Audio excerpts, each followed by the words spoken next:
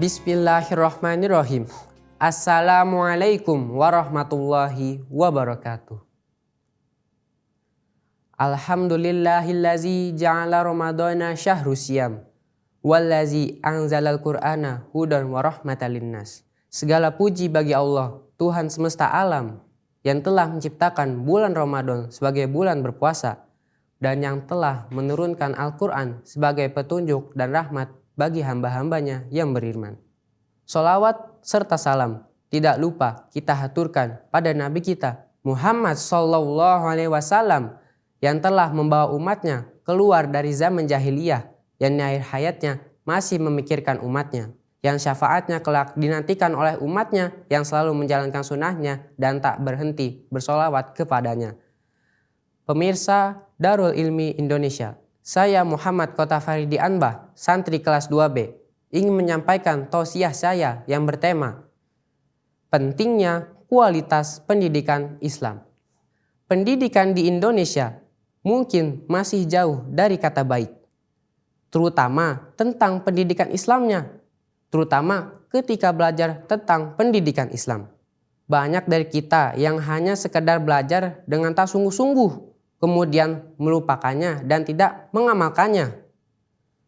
Misalnya, belajar sholat tapi gak mau sholat, belajar puasa tapi gak mau puasa, atau mengamalkannya pun sekedarnya, yang penting menunaikan kewajiban.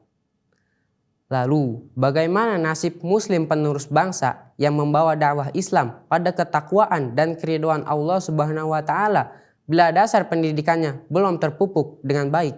Ada pepatah Arab yang berbunyi, "Inna fi yadisyubbani amrul ummah wa fi ikadamiha hayataha." Di tangan pemuda terletak kemajuan suatu bangsa dan pada keberanian mereka bergantung kehidupan bangsa itu. Dan presiden pertama kita, yaitu Insinyur Soekarno, pernah bilang, "Berikan aku 10 pemuda, niscaya akan kuguncangkan dunia." Pemuda yang dimaksud di sini adalah pemuda yang intelektual, pemuda yang berilmu, karena pemuda merupakan agen perubahan dan agen keberhasilan bagi suatu bangsa. Kalau pemudanya gak berilmu, males-malesan, apa mungkin Insinyur Soekarno bisa mengguncangkan dunia dengan 10 pemudanya? Yang pasti gak mungkin. Makanya Allah berfirman di dalam surat At-Taubah ayat 122, "Wa ma kanal mu'minuna liyanfiru kaffah falaula nafara min kulli firqatin minhum ta'ifah liyatafaqqahu fid din wa liyunziru qaumahum idza raja'u ilaihim la'allahum yahdharun."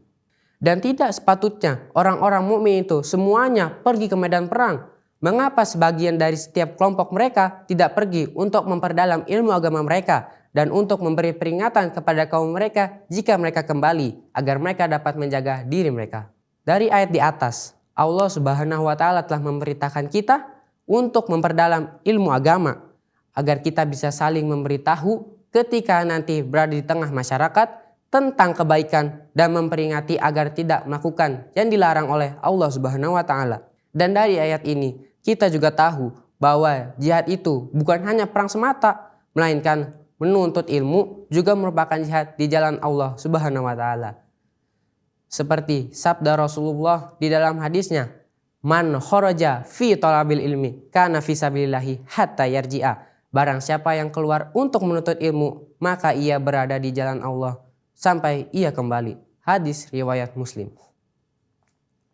Jadi kesimpulannya adalah kita sebagai pemuda bangsa, kita harus menjadi agen perubahan dan agen keberhasilannya dengan cara selalu semangat dalam menuntut ilmu dan dalam memperdalam ilmu agama. Dan di dalam menuntut ilmu itu ada yang namanya proses.